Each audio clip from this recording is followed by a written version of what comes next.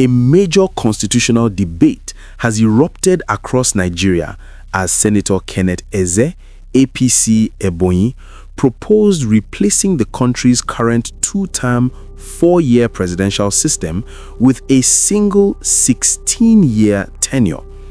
The proposal, presented on Monday, February 16, 2026, has triggered widespread public backlash, with many Nigerians expressing anger and some constituents reportedly calling for the senator to be recalled. Nigeria currently operates a two-term structure under its 1999 constitution, allowing a president to serve a maximum of 8 years, 2 4-year terms. Senator Eze's proposal would effectively double that maximum duration and eliminate re-election cycles entirely, replacing them with a single extended mandate lasting 16 years. According to Senator Eze, his rationale is rooted in governance efficiency. He argues that frequent election cycles disrupt policy continuity and slow national development. In his view, by the third year of a four-year term, political leaders often begin shifting focus toward re-election campaigns, which can result in abandoned projects, stalled reforms, and short-term policy making. He contends that a longer, uninterrupted tenure would give presidents the time needed to implement structural reforms in critical sectors such as electricity, infrastructure, agriculture, and national security. Eze, who serves as chairman of the Senate Committee on Information and National Orientation, described the idea as a governance conversation rather than a formal constitutional amendment bill at this stage. He called for a transparent national dialogue on constitutional reform, suggesting that Nigeria must re-examine its political framework if it intends to accelerate development. However, the reaction from the public has been swift and intense. Many Nigerians view a 16-year single tenure as excessive and potentially dangerous for a democracy that has worked to stabilize civilian rule since 1999. Critics argue that concentrating executive power in one individual for such an extended period could weaken democratic accountability and reduce citizens' ability to evaluate and replace leadership through elections. On social media and political forums, some citizens have reportedly begun discussing recall procedures against the senator, expressing frustration that such a proposal would even be considered. While recall processes in Nigeria are legally complex and rarely successful, the intensity of public reaction underscores the sensitivity surrounding tenure extension debates. The controversy also taps into Nigeria's historical experiences. The country endured long periods of military rule before returning to democratic governance in 1999. As a result, issues related to term limits and power concentration often provoke strong emotional responses from the public. Many Nigerians see fixed, limited terms as a safeguard against authoritarian drift. This proposal does not exist in isolation. Nigeria has witnessed several tenure reform discussions over the years.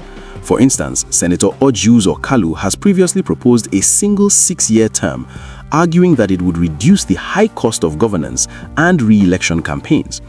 Similarly, Oyo State Governor Seyi Makinde has expressed support for a single 6-year tenure concept, suggesting it could streamline governance and reduce political distractions. Former presidential candidate Peter Obi has advocated for a single 5-year term, referencing models like South Korea, where a non-renewable single term is designed to eliminate re-election pressures while still maintaining reasonable limits on executive power. Meanwhile, former Vice President Atiku Abubakar has supported the idea of a rotational presidency, featuring a single 6-year term distributed among Nigeria's 6 geopolitical zones as a means of strengthening inclusivity and national balance. Compared to these proposals, a 16-year suggestion stands out as significantly longer in duration, which partly explains the heightened public reaction. While shorter single-term ideas focus on balancing continuity with accountability, a 16-year tenure would represent a major structural shift in Nigeria's democratic framework. Supporters of extended tenure systems globally often argue that long-term policy planning requires stability.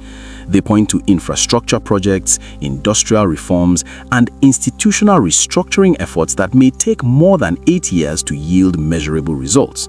According to this line of reasoning, leaders constrained by short election cycles may prioritize visible quick wins over deeper structural reforms. Opponents counter that democracy is built not just on policy efficiency, but on periodic accountability. Elections serve as mechanisms for citizens to reward performance or reject failure. Removing frequent electoral checks, they argue, could reduce responsiveness and weaken political competition. Another key issue is constitutional feasibility. Amending Nigeria's constitution requires a rigorous process, including approval by both 2/3 of the National Assembly and ratification by at least 2/3 of state houses of assemblies. Given the scale of public opposition already visible, achieving such consensus for a 16-year single tenure would likely face substantial hurdles. The debate also raises broader philosophical questions about governance in Nigeria.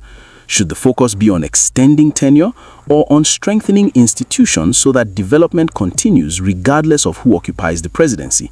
Some analysts argue that institutional reform, transparency, and continuity mechanisms within ministries may be more sustainable solutions than dramatically lengthening executive terms.